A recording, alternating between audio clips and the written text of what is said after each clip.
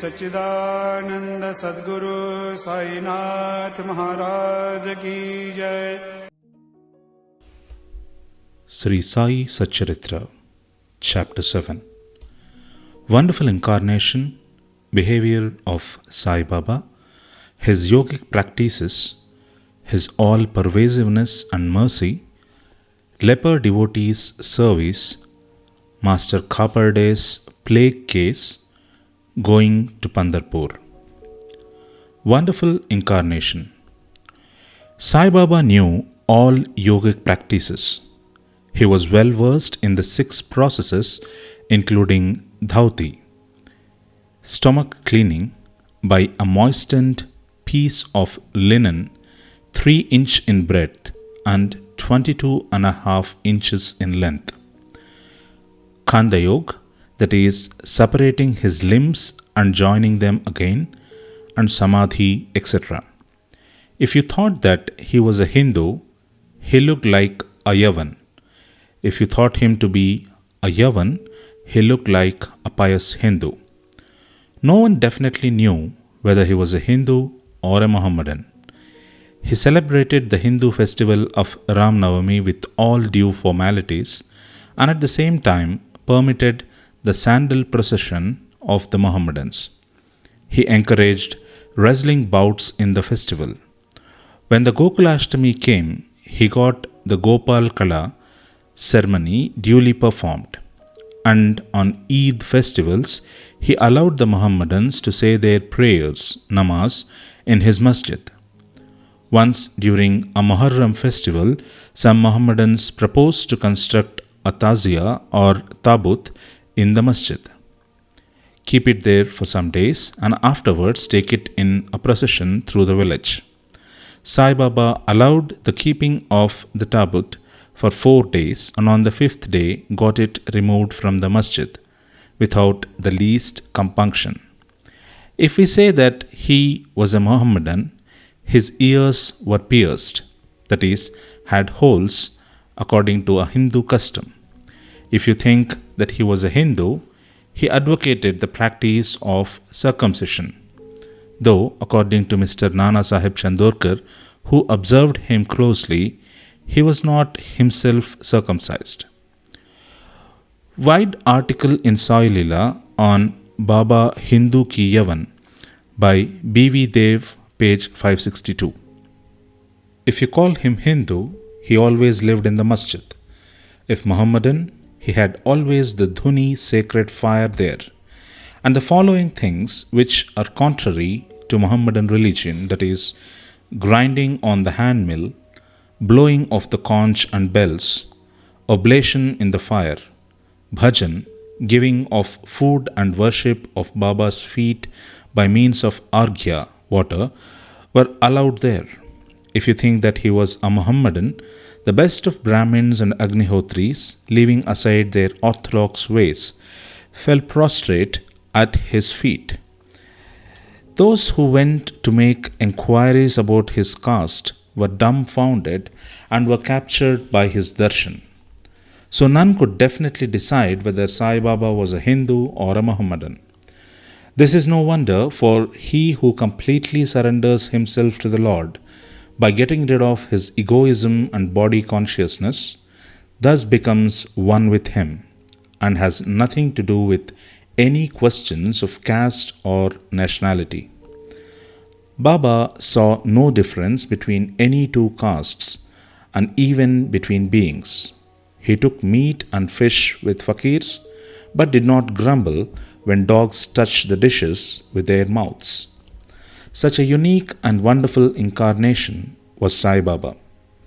On account of the merits in my past birth, I had the good fortune to sit at his feet and enjoy his blessed company.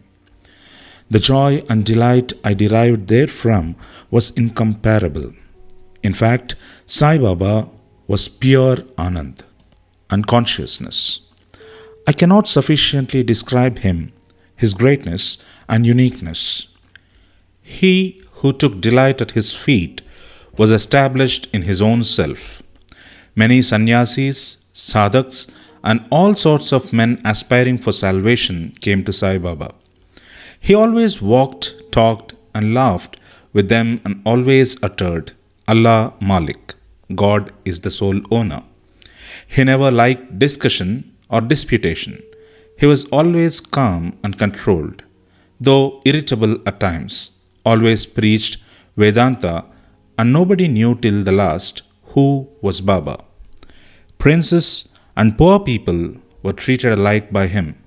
He knew the inmost secrets of all, and when he gave expression to them, all were surprised.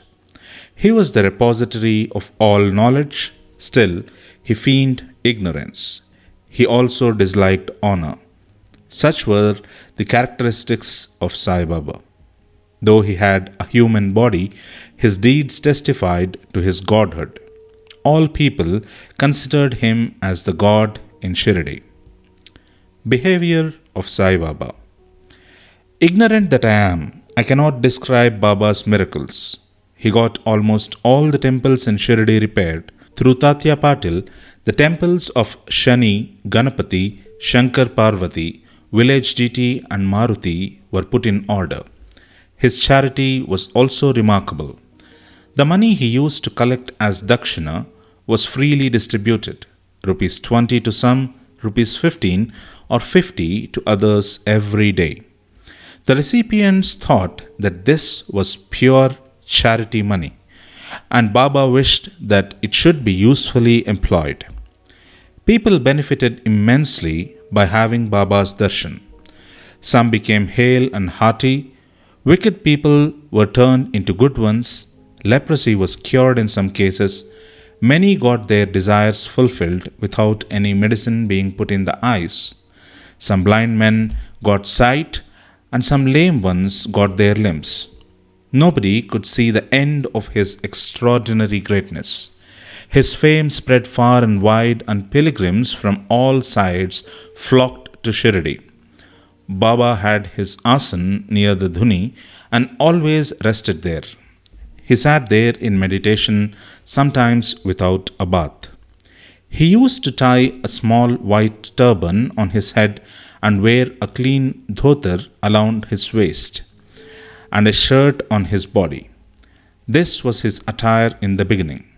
He first practiced medicine in the village.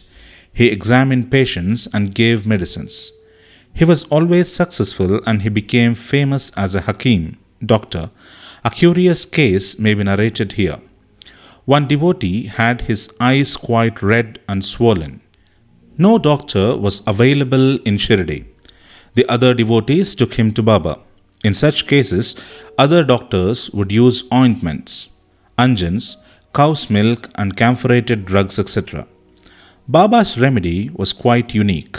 He pounded some biba, some carpus anacardium, that is, marking nuts, and made 2 balls of them, and thrust them one in each eye of the patient, and wrapped a cloth bandage round them.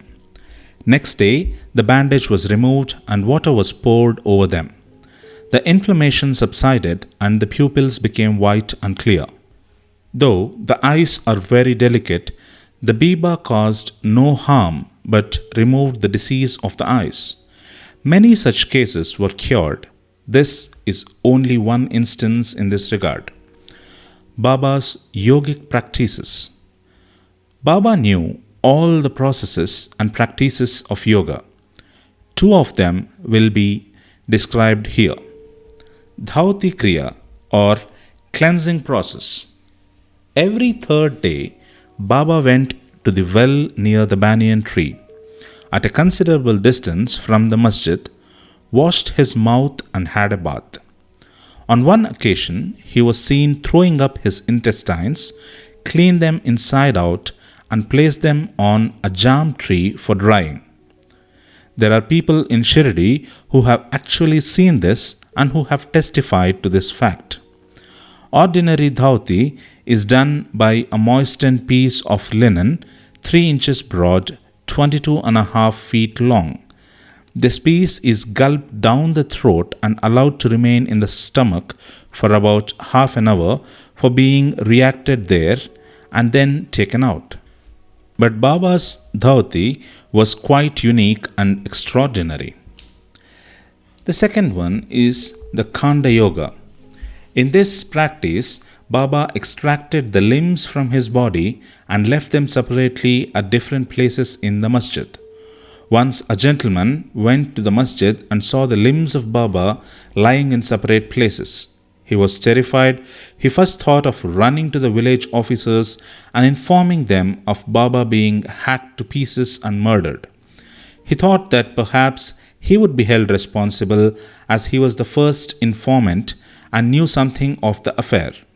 So he kept silent. But next day, when he went to the masjid, he was very much surprised to see Baba hale and hearty as before. He thought that what he had seen the previous day was only a dream. Baba practiced yoga since his infancy, and nobody knew or guessed the proficiency he had attained in it. He charged no fees for his cures, became renowned and famous by virtue of his merits, gave health to many a poor and suffering person. This famous doctor of doctors cared not for his interests, but always worked for the good and welfare of others, himself suffering unbearable and terrible pain many a time in the process.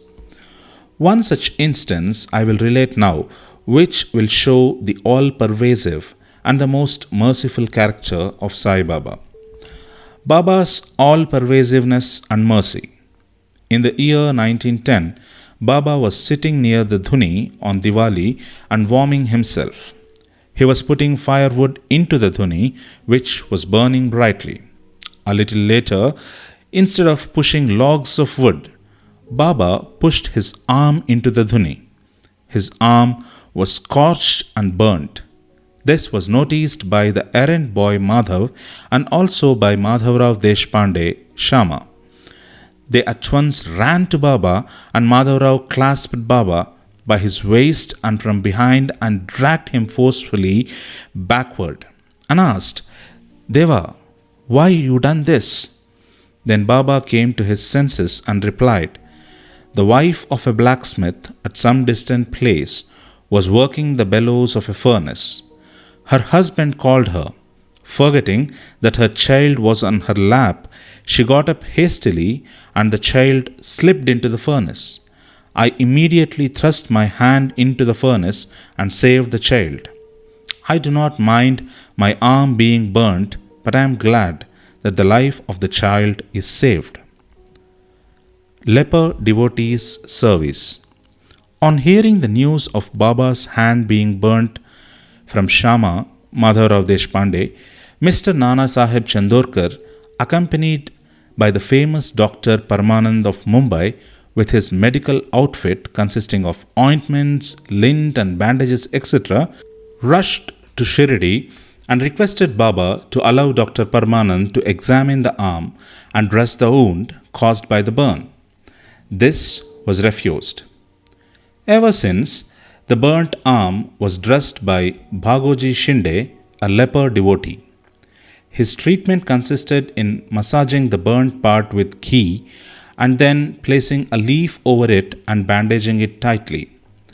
Mr. Nana Sahib Chandorkar solicited Baba many a time to unfasten the bandage, get the wound examined, dressed and treated by Dr. Parmanand with the object that it may heal fast. Dr. Parmanand himself made similar requests, but Baba postponed it by saying that Allah was his doctor and did not allow his arm to be examined. Dr. Parmanand's medicines were not exposed to the air of Shirdi and they remained intact, but he had the good fortune of getting a darshan of Baba. Bhagoji was allowed to treat the wound daily. After some days, the arm healed and all were happy. Still, we do not know whether any trace of pain was left or not. Every morning, Bhagoji went through his program of untying the bandages, massaging the arm with ghee, and tightly bandaging it again. This went on till Sai Baba's samadhi or death. Sai Baba, a perfect siddha as he was, did not really want this treatment, but out of love for his devotee, he allowed the upasana, service of Bhagoji to go on an uninterrupted all along. When Baba started for Lendi, Bhagoji held an umbrella over him and accompanied him. Every morning, when Baba sat near the post close to the dhuni, Bhagoji was present and started his service. Bhagoji was a sinner in his past birth. He was suffering from leprosy. His fingers had shrunk. His body was full of pus and smelling badly. Though outwardly he seemed so unfortunate, he was really very lucky and happy, for he was the premier servant of Baba and got the benefit of his company. Master Kaparde's plague case. I shall now relate another instance of Baba's wonderful Leela. Mrs. Kaparde, the wife of Mr. Dada Saheb Kaparde of Amravati, was staying at Shirdi with her young son for some days. One day, the son got high fever, which further developed into bubonic plague. The mother was frightened and felt most uneasy. She thought of leaving the place for Amravati and went near Baba in the evening when he was coming near the Wada, now Samadhi Mandir, in his evening rounds for asking his permission. She informed him in a trembling tone that her dear young son was down with plague. Baba spoke kindly and softly to her, saying that the sky is beset with clouds, but they will melt and pass off, and everything will be smooth and clear. So saying, he lifted up his kafni to the waist and showed to all present 4 fully developed buboes as big as eggs and added, "See how I have to suffer for my devotees, their difficulties are mine." Seeing this unique and extraordinary deed, the people were convinced as to how the saints suffer pains for their devotees. The hearts of the saints is softer than wax. It is soft in and out as butter. They love their devotees without any idea of gain and regard them as their true relatives. Going to Pandharpur. I shall now close this chapter after relating a story illustrating how Sai Baba loved his devotees and anticipated their wishes and movements. Mr. Nana Sahib Chandorkar, who was a great devotee of Baba, was Mamaltdar at Nandurbar in Khandesh. He got an order of transfer to Pandharpur. His devotion to Sai Baba bore fruit as he got an order to go and stay at Pandharpur, which is regarded as the Bhu Vaikuntha, heaven on the earth. Nana Sahib had to take immediate charge, so he left for the place without even writing or informing anybody at Shirdi. He wanted to give a surprise visit at Shirdi, his Pandharpur, see and salute his Vithoba, Baba, and then proceed further. Nobody knew of Nana Sahib's departure for Shirdi, but Sai Baba knew all about this, as his eyes were everywhere, omniscient. As soon as Nana Sahib approached Neemgaon, a few miles from Shirdi, there was a stir in the masjid at Shirdi. Baba was sitting and talking with Mahilsapati, Appa Shinde, and Kashiram when he at once said, "Let us all 4 do some bhajan. The doors of Pandari are open. Let us sing merrily." Then they began to sing in chorus, the bhava of the song being, "I have to go to Pandharpur and I have to stay on there, for it is the house of my Lord." Baba sang and the devotees followed him.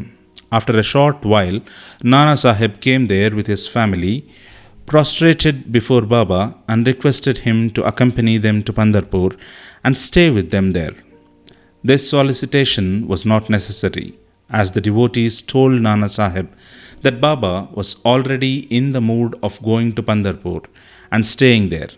Hearing this, Nana Sahib was moved and fell at Baba's feet. Then, after getting Baba's permission, Udi, sacred ash, and blessings, Nana Sahib left for Pandharpur.